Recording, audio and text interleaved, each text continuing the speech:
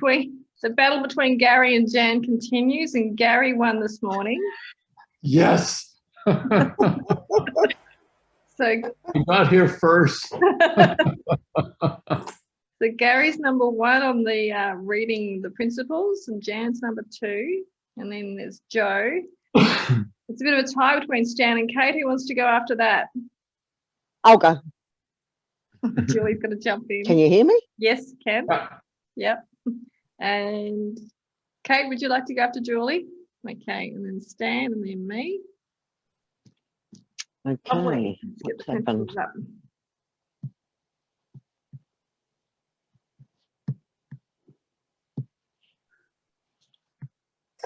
Can everyone see the screen? Everyone disappeared. Everyone disappeared. Here we go. So sorry, I've missed that. Whatever's being said. The purpose of the mastermind is to learn leadership, build teams, and create multiple sources of income together. We are here to inspire and challenge each other to reach and exceed goals. Each member is committed to their own success, as well as the success of every member of the group. Julie, can you see that? Yeah, I keep cutting out. I don't know what's happened. Can you hear me? Yes. Yes. Okay, what one are we up to? Sorry. Number 4. Okay, we are committed to meeting in person or virtually for 1 hour every week. Good. Kate. We are present. There is no multitasking or distractions during the meeting. We are collaborative and we listen without interrupting, lecturing, or judging. We celebrate each other's successes without jealousy. We are honest and participate by giving thoughtful feedback. We are open and listen to different perspectives without being defensive or offering excuses. We trust fellow members enough to share fully. We are focused, but we also think it's important to have fun during meeting. We are real and authentic. This is a no BS. We allow ourselves to become completely aligned with each other, and the high force is one mind, one soul, one love. Noble Goldman International is a conscious, aware, and engaged global community of abundance and freedom creators. Our mission is to create 1 million millionaires who are free from the time for money paradigm. We focus on creating multiple streams of income through masterminding, team building, and the effective utilization of the internet-based platforms. The mastermind becomes an opportunity for self-mastery, where the self-transcendent shift from the me to the we to the us occurs. As congruence and engagement increases, the world's consciousness is then raised, one meaningful and inspired relationship at a time. Beautiful. Thank you, everybody. Did I see Lisa Pittman come on? Yeah, good morning. Hi guys, I'm in the dark. I've come out in the car, so I'm in the dark because Dale's still asleep and it's a tiny house. Hi.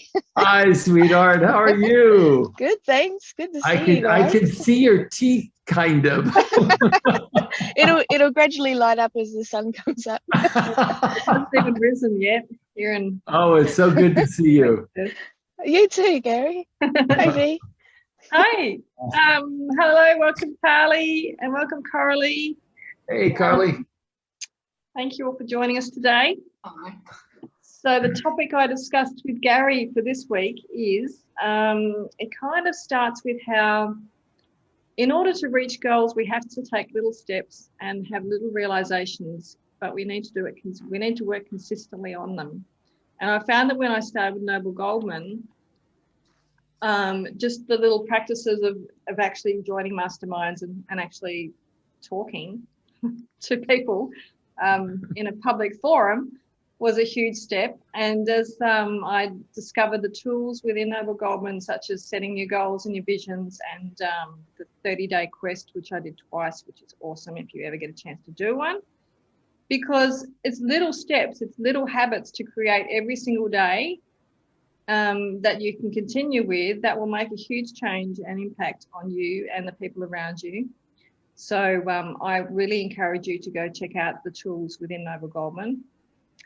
But the realization kind of came when I did a bit of a self-coaching session and was working on a pattern that I'd kind of uncovered with my family, which was a poverty mindset. And as I went back to try and heal that, well, I went back to heal it, and then moved forward, I realized that I have actually moved past that because of the tools that I put in place through Noble Goldman. But until we uncover the limiting beliefs that are like what runs our brain and gets our thoughts going that we're not even conscious of, it's very difficult to make any changes. So yes, ancestral patterns can be a huge impact on us and we're not even aware of it. I remember when I started with Gary and I did one weekend workshop and he's talking about family trauma. It's like, no, my family's pretty good. I'll be fine. A few months later, another layer of onion needed to come off and it's like, oh, actually, it's not fine, is it? So we're not aware of what we're not conscious of how we're running our lives a lot of the time. So I thought we'd have a chat about what you think you might have uncovered or what you think you need to uncover going forward. You want me to take the baton and start talking? Yes. We all wait for you with bated breath to hear. I wait for you with bated breath. So when V brought the subject up, I thought, oh, this is a really rich one, because there are some very, very interesting things all intermixed up with this idea of healing the ancestral timelines or healing the ancestral past.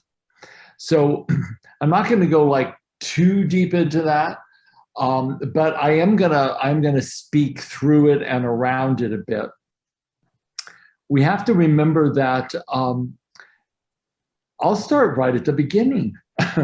We have to remember that in utero, each one of us, our flesh, our bones, our brains, our nervous system was all built in the neurochemicals of our mother's womb. Her thoughts being an electrical charge and our bodies being 73 to 75% water, her thoughts will conduct into the ocean in which our bodies were being formed, which was in her womb. And every emotional state she had, every interaction with our fathers that she had, her relationship with her parents, all of which actually created this resonant vibrational field, an emotional vibrational field in her womb that our bodies grew in. Now, if you think about that, don't you think that that would influence you? I don't know about many of you, but I know that I have, I did some regression work at one point in my journey and went back to my first limiting belief. And at birth, there's generally some massive limiting beliefs that are formed because at that moment, we have no experiences outside the womb yet. But when we have our first core set of experiences, now they're doing births a bit more consciously. But when I was born, it was like forceps, grab the head, yank the kid out, hold him upside down, slap him, and then weigh him on a cold steel table.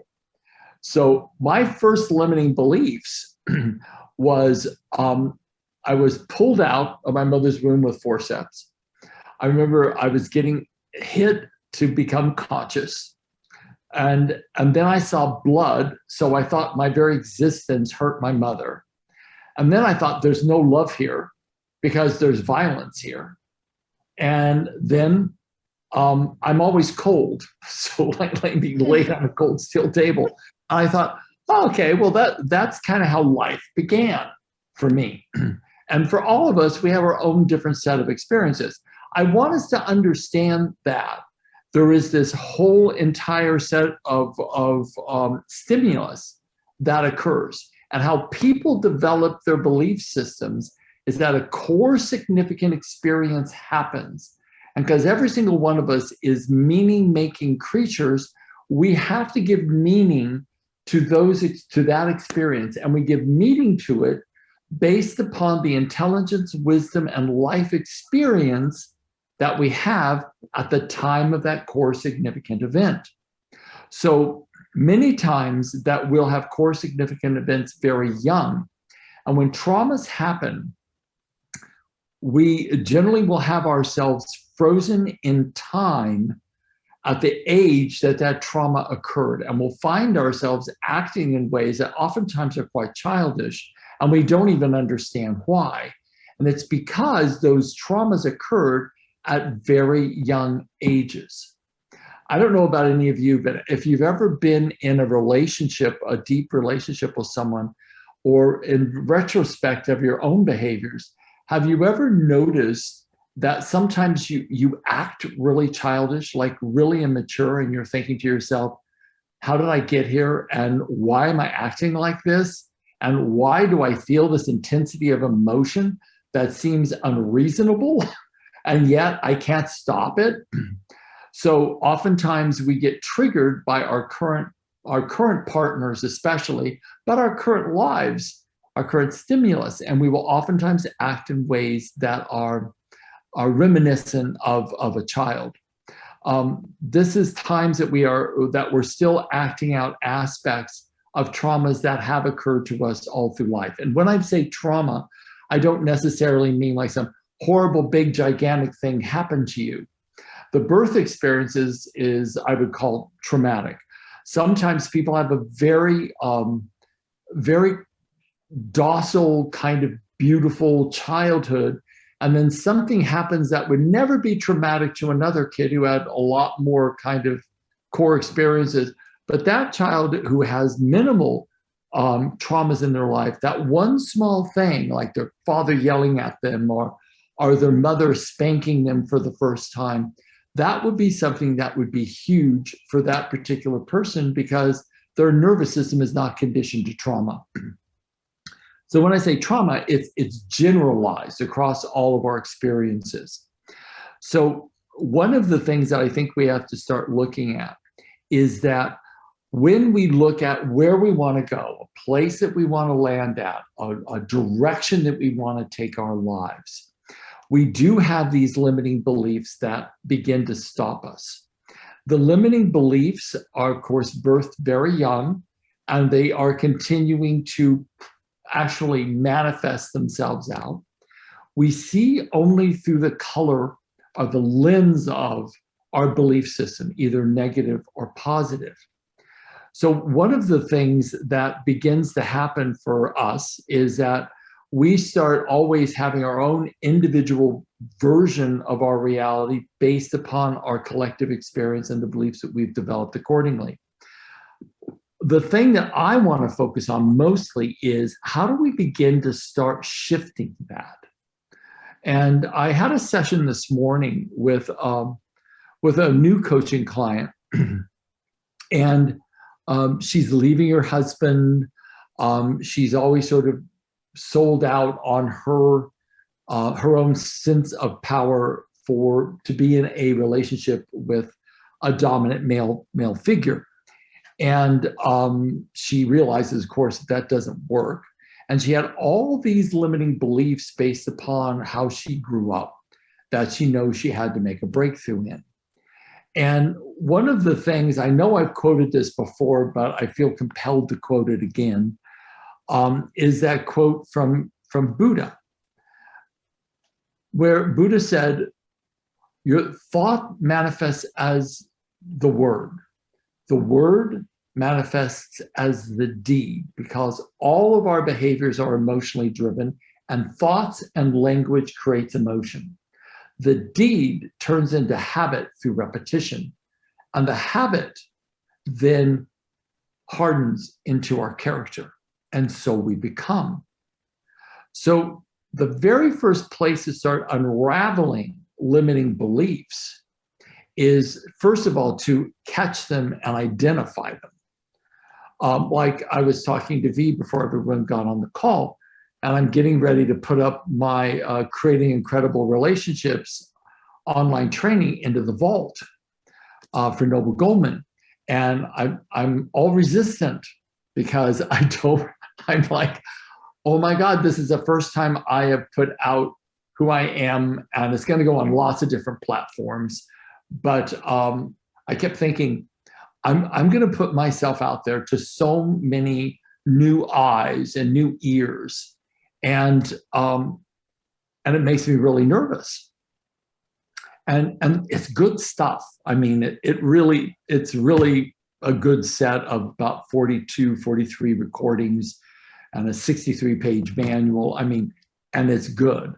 I had a guy edit it, and my videographer, and he said, I started listening to it, Gary, and he said, this stuff is awesome. I've never heard anything about relationships like you're talking about them. So I'm like, oh, I said, so you think it's good? And he goes, no, it's awesome. I thought, oh, thank God, you know. But it made me really nervous. And I started looking, okay, what are my limiting beliefs around this? And then I listed like about 5 or 6 of them that like kind of popped up. And I thought, wow, it's like, okay, so that's in existence. How do I want to talk about it? How do I want to begin to start relanguaging it in my own life?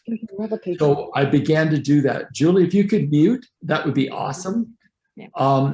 So what I did was I began to start looking at how can I relanguage it? And so I started telling myself something quite different rather than talking about my narrative, talking about what my limiting belief was. I began to start stating the exact opposite of what that limiting belief was. So if it was like, I don't know if I want that much exposure, my new belief was my new statement was, you know, I want as much exposure as possible to touch as many lives as possible. And my limiting belief was that much exposure attracts all kinds of like negative feedback because people aren't very nice out there. And then my new one is people deeply respect what I'm attempting to do, and they open themselves up to be able to listen. So I start to change my own narrative. If I don't change the narrative, I actually don't break out of my pattern. So one of my thoughts was, if language is creative, and it is, it directs the direction of our thoughts. Our thoughts and the focus of our minds always makes whatever we're focused on stronger and more powerful. What do we need to do individually, all of us, to create movement out of our limiting beliefs? So the very first step is identify what the core limiting belief is that you feel has you stuck. The next step is to find what opposite positive belief do you have to put into the creative aspect of how you create your reality, your language, and the focus of your mind. What do you have to say differently? What do you have to focus on differently to begin to start generating a different result in your life? I made the decision when I got more mature that I'm not going to die unfulfilled, meaning I'm not going to die not reaching out and doing as much as I possibly can and touching as many people as I possibly can because of some bloody limiting belief. I'm not going to do it. I'm going to break through it. I'm going to do whatever I can. So for all of us, there's a place in our lives where we feel and have been stuck. And it's a limiting belief based upon past experiences that said, no, you can't. And we took it on at whatever age we took it on, and we began to believe it. And remember this one thing, as you believe, you will see what you believe in. As a consequence, as we go through life, we start seeing through the filter of our beliefs and adding more evidence onto ourselves that our beliefs are real, true, and valid. because you only see what you believe. As a consequence, we become more and more hardened into the evidence that the way we believe is absolutely, unequivocally, non-questionable. Of course, that's it. Now, the truth of it is, it's not.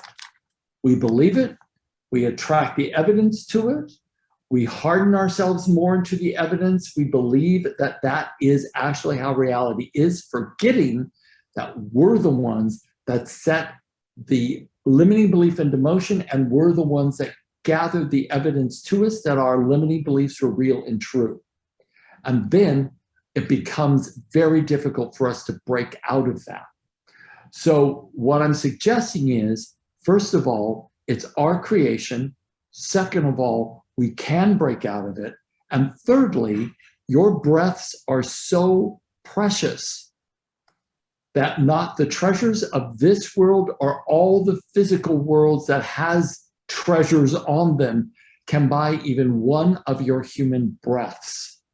So for us to stay stagnant or mediocre because we're not willing to address our limiting beliefs and take massive action to shift them is something that I know for myself, I'm not going to die in that ocean of regret for what I didn't have the courage to be, why I had the breaths to be it.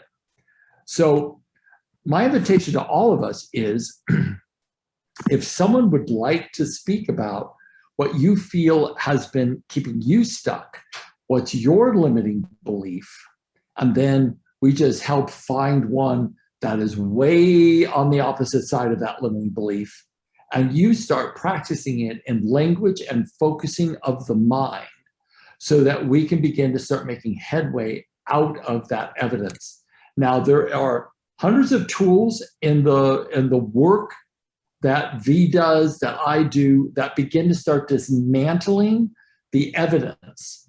Because if the evidence still feels real, emotionally still feels real, it'll be riding you like a tick on a dog. If the evidence feels completely neutral, like a photograph in a photo album, it doesn't ride you anymore. It doesn't make you that emotionally reactive anymore. It starts to reshape itself in your own nervous system, which is the whole premise of this type of work, is that we begin to start helping people, and you can learn all this stuff, begin to start helping people decode their own nervous system from the evidence of those core significant events that people think, well, you know, excuse the language, but this shit happened, and, you know, I can't do anything about it now. And what I'm saying is, all that stuff that happened in the past is only a series of pictures, sounds, and feelings that constitute your memories. And you can shift those. And then give it a new definition in language, and repeat that until it begins to neutralize. So I'm going to open up the call, because I don't want to, you know, dominate the call. I want people to be able to share what it is that they feel is the belief that's been having them stuck. And then let's see if we can make some movement around it. Always when we're in a group like this, someone will share and another person will go on the call, gee, that's mine, or I can completely relate to that one. So I want us to all be taking some notes, because as people speak, they'll be like, yeah, I'll take that one, because I've got that one too. So who'd like to go first? Carly's got a hand up. Oh, Callie, go for it. Okay, first I want to acknowledge, hello. First I want to acknowledge that even you had that moment in not wanting to put the program into the vault. So just so that everyone listening knows that it doesn't matter how much we've evolved, there's always another of something, you know, a belief. So like Gary's obviously got a lot of wisdom he's sharing today, a lot of conscious awakeness.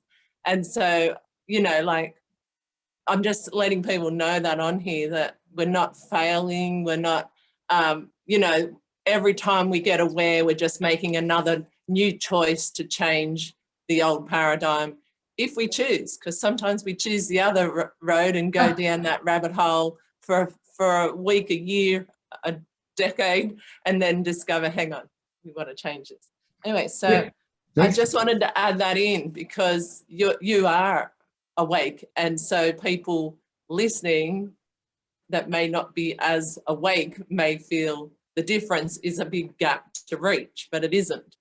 Because I do this stuff all the time as well. In fact, I was doing it yesterday with my children on the inner plane on a healing. They were at school, and I went back to birth because I knew that my thoughts, while they were in my tummy, the twins, it was affecting them.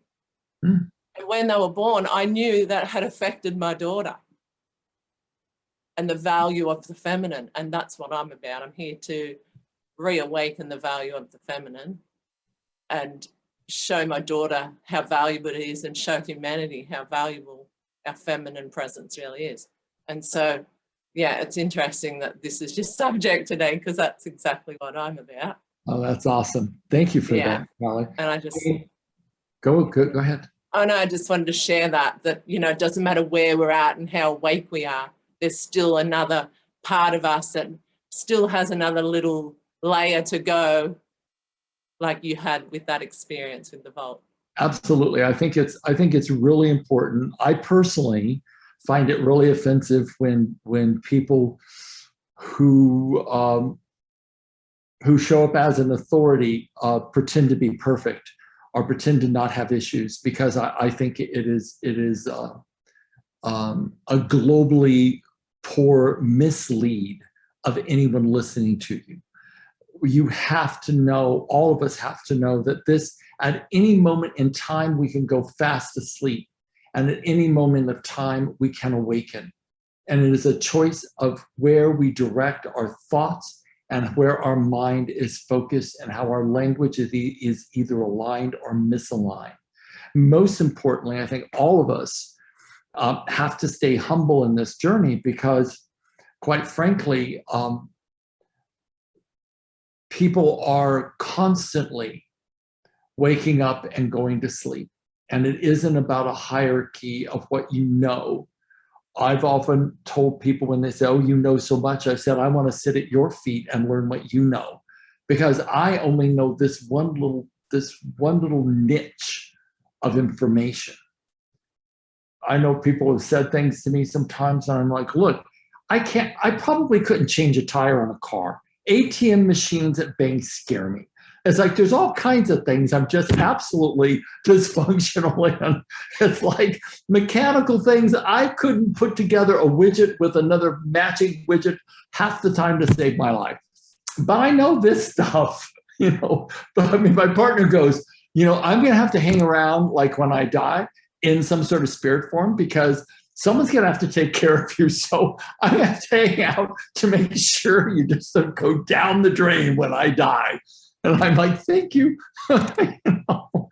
So all of us, we have our gifts, we have our wounds, we have the places where we're atrophied and the places where we're powerful. And that is where we all have to really embrace the brilliance of you being totally you. So does anyone else want to share where they're at, what they feel their limiting belief is that's kind of holding them back? So we can see if we can give you something to collectively to kind of push you along to another direction other than continuing to believe that one. I can't see everybody, so if you raise your hand, that would be great. And if anyone has anything to share, please let me know if someone does. Or I'll just start calling on people and make people really uncomfortable. I think Julie had a hand up. Okay, Jules, go for it. Oh, you're unmuted though. Let's see if I can unmute you.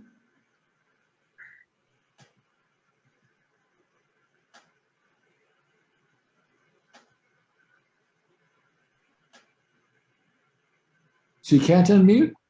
Well, it doesn't look like it. Huh. Right. Man, it's playing up this morning for me. Okay. So, All so the technical Jules, stuff's you playing have up a this limiting morning. belief that you want to address? It's 11:30 a.m. Oh. Something's a little wonky with her. Julie, we can't hear you. You're not muted, but we can't hear you anymore. Now, can you hear me now? Yes. Now we can. So I think it's my headphones playing up. That's probably what it is. could be. Okay, I was just saying last week it was hugely helpful because I was sort of, again, focused on this. Everyone else can do it, not me, you know, and all this sort of rubbish. So I have got on with things, and there has been a change. And Good. things have opened up, absolutely opened up incredibly. And yesterday I got 2 people that I just mentioned NG2, and they joined up straight away, just like that, bang. And, you know, that's because of previous knowledge. So, but now, of course, the little things are rising in me. Oh, I'm not prepared enough now, and I'm not professional enough. I need to guide them through it, you know. So that you were saying, no matter how many layers you kind of think you're fixed, there's another one popping up all the time, you know. Well, here's a new belief that you could begin to start installing into yourself. Remember, Jules, it's always through what you focus on, the repetition that forms into a habit. So yeah. This is one of the things that I used to say to myself quite a bit. I have all the resources I need. And that's very simple, very simple. No matter what came to me, I would always say, I have the resources that I need. I have the resources. I can build the resources. I've said I can build the resources. I can find the resources, but I have all the resources that I need to succeed. Yeah.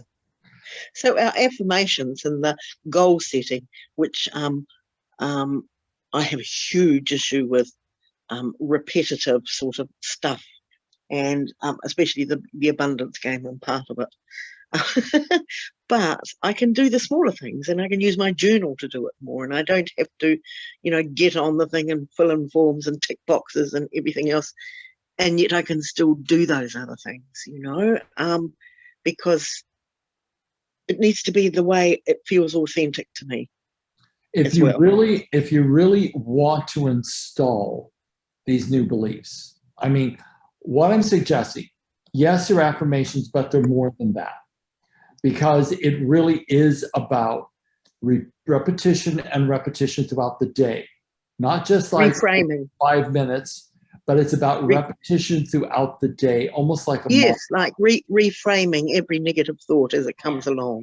And the thing that every one of us will find, that if we go to sleep at night in this sort of, I view it as almost like a prayer wheel from the Tibetans, this prayer wheel of what we want to draw into creation the following day. We want to begin to program it into our subconscious minds. 90% of us, infinite power without direction. Our conscious mind gives it direction.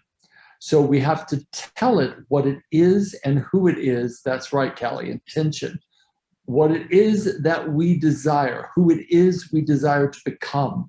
And we begin to just, as you fall asleep at night, repeat those positive statements, those positive new beliefs over and over and over and over again as you drift off to sleep. I've actually made recordings of what I want to install and go to sleep with a little tiny set of earplugs, just listening to myself repeat in my own voice the new beliefs that I'm choosing to install. Now, that's incredibly useful.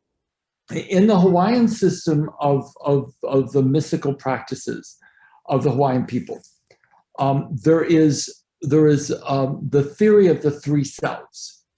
One is the Unilipili, which is the subconscious mind, the Ohane, which is the conscious mind, and the Kane, which is the high self.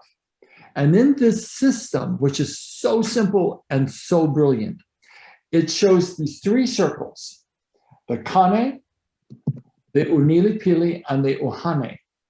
The Ohane, there's an arrow that goes from the Ohane to the Unilipili. So the conscious mind programs the subconscious mind. Then there's an arrow from the subconscious mind to the high self. And so the subconscious mind, based upon what the subconscious mind is focused on, that's what enslaves or frees the high self. Now, Buddha said it best. You go where your attachments are. So wherever your mind is fully focused, actually harnesses by attachment your soul. This is why there's this endless wheel of reincarnation that goes on and on and on, because we have attachments here that we don't detach from. This is why different soul groups incarnate with one another, because they become so attached to one another that they incarnate into multiple lifetimes together. So we look at our lives and go, oh, okay, why that mother? Why that father? Why did I have that kid? Who are these people? But they're soul groups that you actually had attachments to until you work through the attachments. Ultimately, at the end of the day, according to some mystical practices, is the only thing that we're here to do is stop licking the stones in the desert of the physical world, expecting nectar to emerge, when actually nectar will never emerge. In other words, we all look outside of ourselves for that infinite love that we all want to experience, but it's not there. It's only in here and there that we find that. And whatever your spiritual practice is, practice it to the hilt, because that is where the true freedom comes from. So we have all these limiting beliefs. We have to program our subconscious mind through our conscious effort to focus and habitually repeat what it is we want to have come into our creation. Every world religion has said man and woman is made in the image of God. They can't decide what and how to worship. Everyone's creating genocide against every other religion. Very interesting. But they all say the same thing. And if we're made in the image and likeness of this creative force, that would presuppose that we create. And somewhere at the very beginning of the Bible, it says, first, there was the Word. Now, what most people in most faiths do, they listen to the mullahs, or they listen to the priests, or they listen to their ministers, and they think that's the Word of God. They are the false prophets.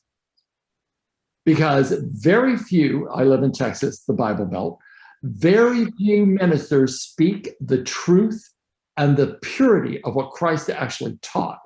Most preach a bastardization or politicalization of Christ's teachings, formulating the teachings in the image of their own selves.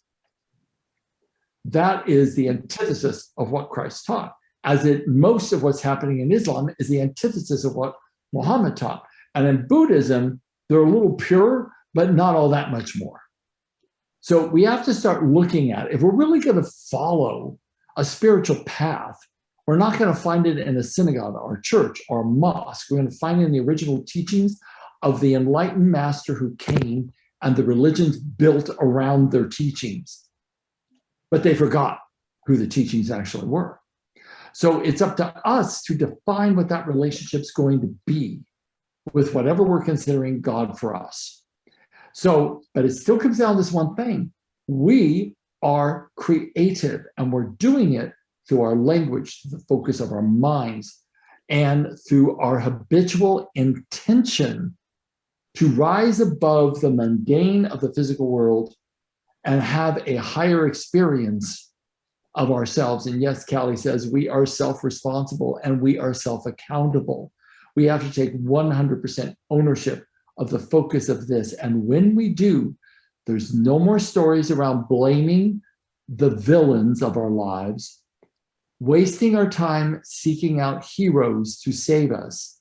The only way out is to stop being a victim and start being a creator of your own life.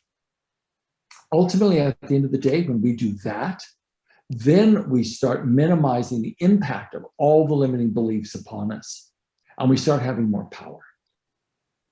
So I'm going to open up and see if there's someone else that wants to speak about anything that we're talking about and what is your limiting belief that is stopping you. I charge a lot of money to do this for people, so you guys, this is a good Hand up. Oh, come on. You guys have to want to create some kind of movement. Look, I'm Tony, just go for it. so inspired. I'm so inspired I can hardly speak. Tony, go for it. There you are. I used to think that I was not good enough and that I was lonely and didn't have lots of friends and was different. But now I changed that all just from having experience with mushrooms and expanding out of my body. Yeah. Becoming the trees and the plants, the dogs and the people, and experiencing all the people in the world, like all the bad and all the good, and that there's so much more good in the world, that it's amazing and we're evolving and we're growing, and that there actually is a Christ consciousness grid around the planet, and that we're all on a divine plan to ascension. And I've been having dreams like that I'll be like Superman, and then I'm kissing Superwoman.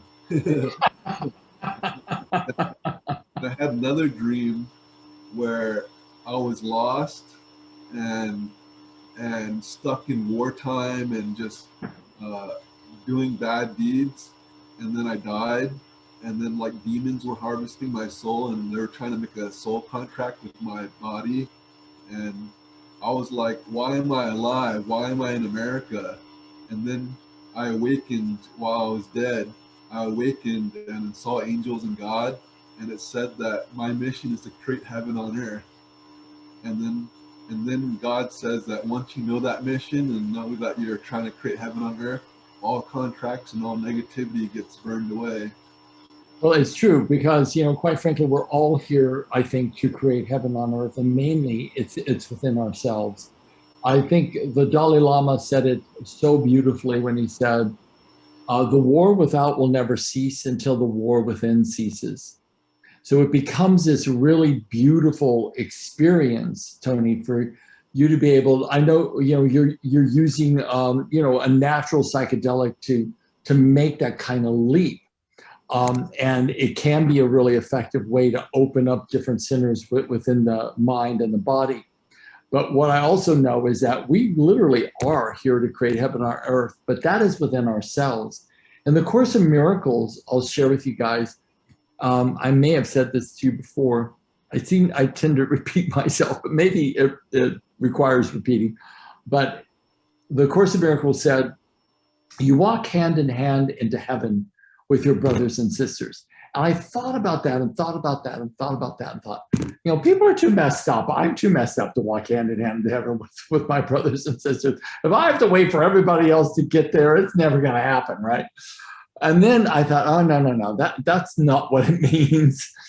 But what I finally deduced it to mean was that when I quit judging other people, when I quit, I think, condemning other people, when I stop evaluating right and wrong, good and bad, and when I start having this ability, and of course it says, look through the eyes of the Holy Spirit, which simply means I see others and I look at the soul, not the personality, not the ego. I look at that there is God incarnate in that other person. And when I look to the purity of what's animating that other person, like their soul, an aspect of the divine, and then I can get past my judgment, then I can get past the rights and wrongs and the good and the bads. That is when I enter into my own personal heaven within myself, where then all I see is God in all living things. Now, I can't say I can get there easily. I can't. But I've been able to get there and touch that space a few times. And it's always through practice and repetition that we strengthen that particular habit. But if you can get there, what happens is that there is literally a sense of heaven and bliss that starts to rise in you. Ultimately, at the end of the day, I truly believe this is what we all really want. This is what soothes us. This is the connection we seek. This is the connection we seek in the world, but rarely find. but it happens inside of us, and it happens in relationship to other people. So this is when our limiting beliefs start to really begin to evaporate. It's almost as if we can raise our vibration up high enough through the focus of our minds and the choice to see the soul rather than the personality, the soul rather than the behaviors. That is when we raise up our vibration high enough where we enter into a state of peace, and then whatever limiting beliefs we've had begin to just sort of evaporate like mist on a bright sunny morning. It just begins to evaporate. The more we do this, the stronger we get. The stronger we get, this hardens into our character rather than the stories, the narratives, the blames, the victimizations, the villainizations, and the heroing. So I do believe we walk into heaven hand in hand with our brothers and sisters. And I think that actually this practice that I'm talking about right now is difficult, but it's also a road to peace and a road to freedom all at the same time.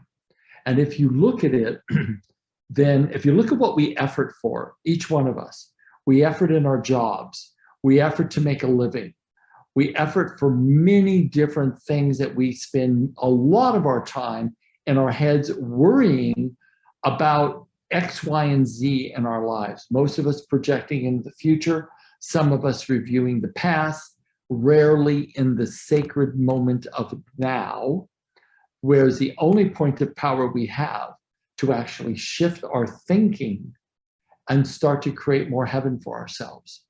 And it's always going to be the narrative we're running in our heads, the images or the internal representations we're contemplating, and the language that's in our internal dialogue or that's being spoken out of our mouths. That's what creates our heaven or our hell. No one can change that for you. There's no seminar you can take to install that chip into your hard drive. You have to do it through practice, through repetition, creating a habit, and it needs to come from a higher vibrational frequency of love, choosing to practice seeing God in all things. Now, since Tony brought up hallucinogenics, I remember the very first LSD trip I did. Now, this is so many years ago, it's not even funny. I think I was like 15, maybe I was 14. I was so young. But I remember I went up to the mountains with a group of friends, about 12 people. And I went from a pimply-faced kid whose main priority in life was what I was going to wear to school the next day so I looked cute for the girls. That was my main priority in life. I went from that to a man who knew his life purpose in a 12-hour period of time. It blew my consciousness wide open. Everyone that was on that particular journey with me, we all had this similar melding of consciousness. And at the end of it, we were like, oh my God, what was this? And what happened was the vibration of every one of us went so high. We walked through the woods seeing God. We sat by streams and saw God. We looked into each other's eyes and could only see God. Or whatever this creative force, whatever you want to call it. But that is where the awakening always is. A lot of times people will say to me, well, I don't have any experiences of that. That's never come to me. And what I say is you don't want it bad enough yet. When you get tired of all the nonsense of this world, when you get really tired of it and you go, okay, I want something bigger. I want something more powerful. I want a connection, that I want an experience that is undeniable to me to give me the evidence that you exist.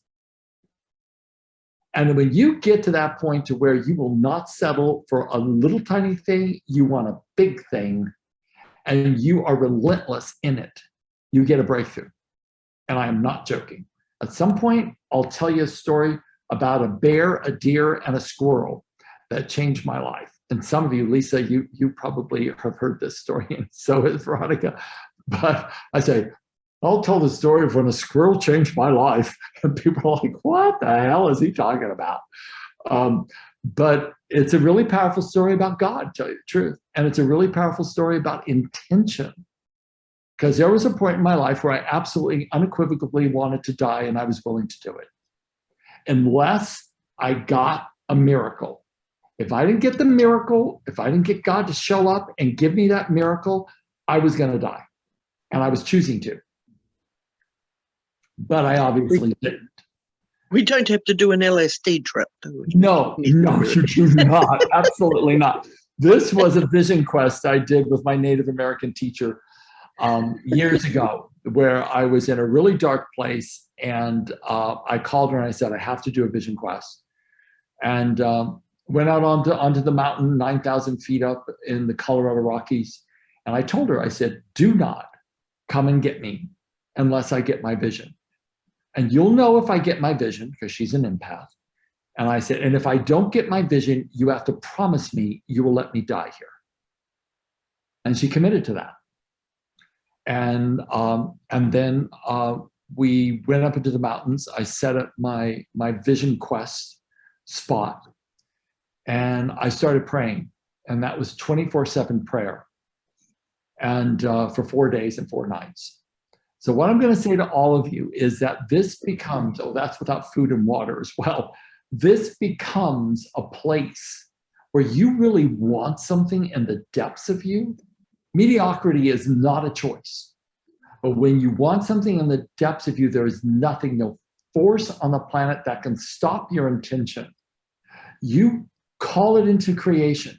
You choose that this is the one thing that you must have, and you ask for it, and you are determined you will manifest it.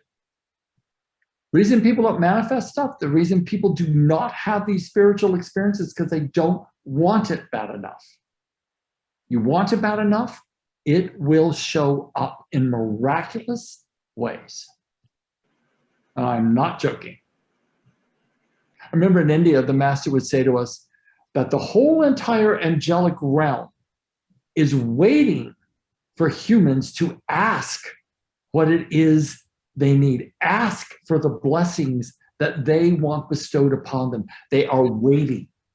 And the master would say, no one ever asks, because everyone's focus and attention is out here in the material world, attempting to get things and collect shiny objects and be beautiful and attract more sex and have another partner and all of that. So when we turn our attention there and in here, things start to change. So, God, I'm off on a tirade, aren't I? Joe, did you want to share anything? Yeah. Sorry, No, I'm done. Go, Kelly. I just want to hear from anybody. There's a lot of people on the call, so I just want to check. Do you want to share, Joe? Sorry, you were breaking up. I wasn't sure if you were calling me. I know Callie's had her hand up for a few. If you want to let her go. Oh, I thought that was up the whole time. Sorry. Yeah, that was up. Oh. Go for it, Joe. Oh, well, I just, you were talking about that miracle moment where you're meant to be here, and you all of that fun stuff. Well, I was working with Veronica the other day doing the, memory resolution technique, something like that, to get rid of an old memory. She asked my story, and I kind of went through some of my depression, my suicidal tendencies. I didn't really get into the drug use or anything like that, but when you were talking, the moment that came into mind was I had 2 occasions where I put a gun in my mouth and pulled the trigger. The first time obviously wasn't enough for me to get the picture, but when you put a gun in your mouth and you pull the trigger and you hear the click and you think to yourself, am I dead? And like, you're not. And like I told Veronica, I walked outside and I pointed the gun up in the air, up over the lake, and I pulled the trigger, same bullet in the chamber and everything. It fired right away. That kind of was like a eye opener, but still I was in that state of mind where I didn't get the hint, I guess you could say. And a few months go by and some stuff happened, and I couldn't handle it, couldn't take it, or just didn't want to. I can't really say the exact situation I don't fully remember, but again, I did the same thing. I put another bullet in the gun and I put that barrel in my mouth and I pulled the trigger and here I am. I'm still here. And it was then when I realized like I'm not allowed to leave. There's something that I'm meant to do. I have a bigger purpose, and it's still not clear to me what that purpose is, but through all of the hardships I've had in life, I just know that it's to help people through their hardships. I'm not 100% if that's true, but I just, like you, Gary, I those drugs and I feel those callings, and I know I got a big purpose. I may not fully be aware of what it is, but I know that, I'm going to do big things, and I'm not allowed to leave until those big things are done. Well, I want to say to you, Joe, I feel so blessed that you're still here with us. Yeah, the mindset has definitely changed. I definitely turned around the hateful thoughts and got rid of the Dago temper. And I've learned to find love for myself. And when I found that love for myself, I started learning how to forgive not only myself, but the situations that I'd gone through that created that much hatred or anger or depression or anxiety, or, I'm still working on some of those, but a lot of it, I have learned to forgive, look past, move forward from, release, let go, whatever the phrase you might feel is best fitting for you. But once I started learning that love for self and started forgiving others, I started finding happiness and finding joy. And it's been a totally different world. It's like, it's a beautiful place.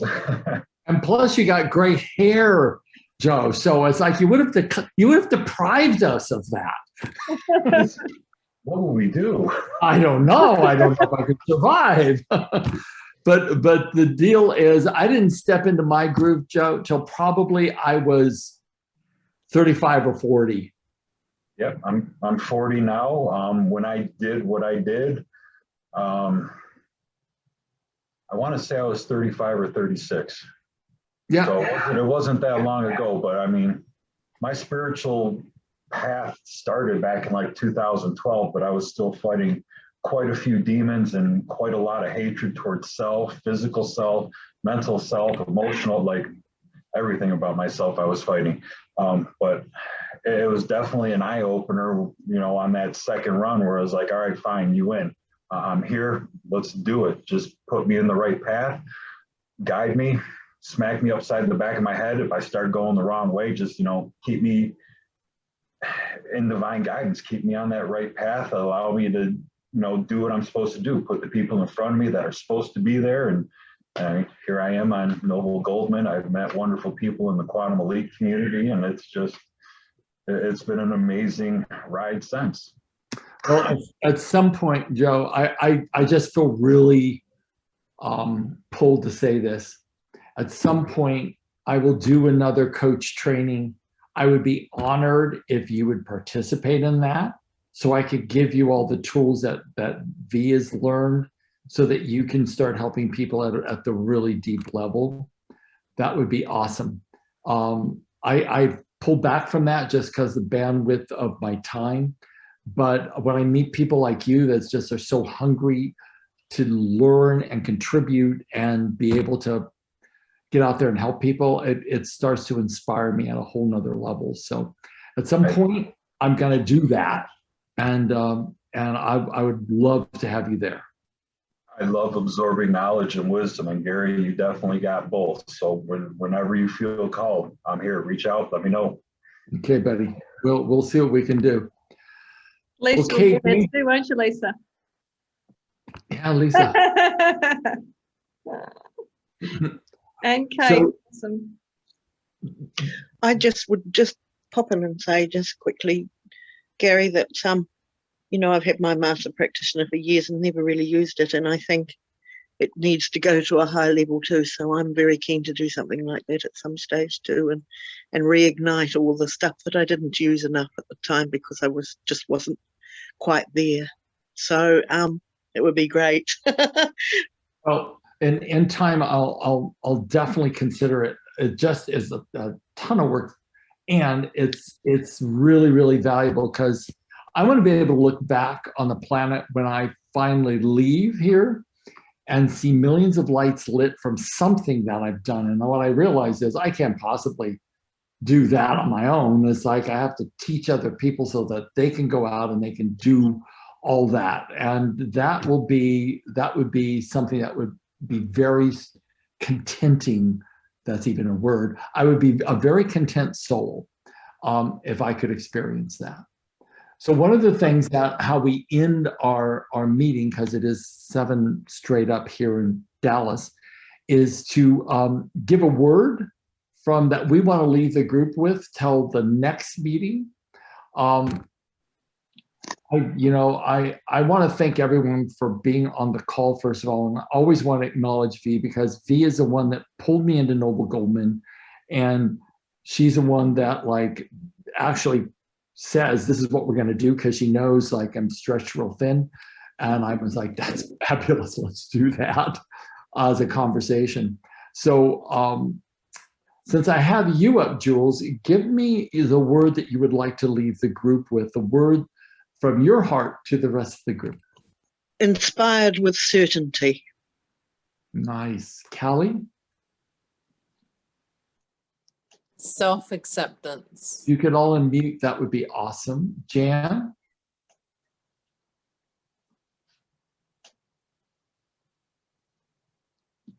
Love myself. Great. Kate? Energy flows where focus goes. So true. And Caroline? Beliefs. We make them up. Yes, we do. Tony? A word? Be connected with the infinite intelligence and awareness and give love to everyone. Thank you, Nathan. And Lisa? Connect to my own soul, my own energy flow. Sweet. V? I am supported and loved. Yes, you are. Stan the man.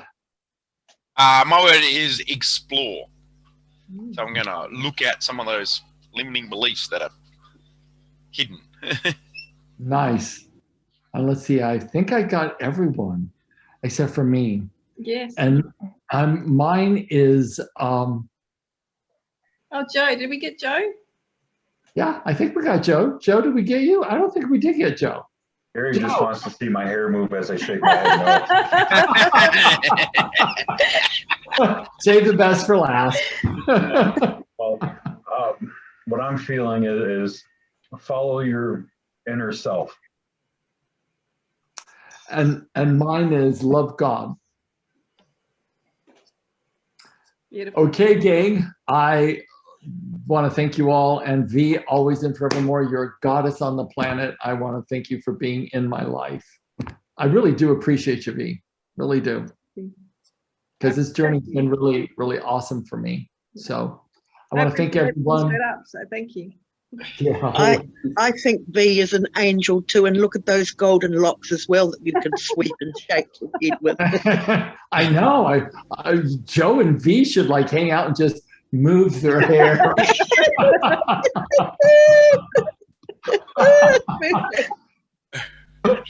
Okay, gang. It was really a joy seeing y'all. See you next week. Okay. See you guys. See ya. Bye.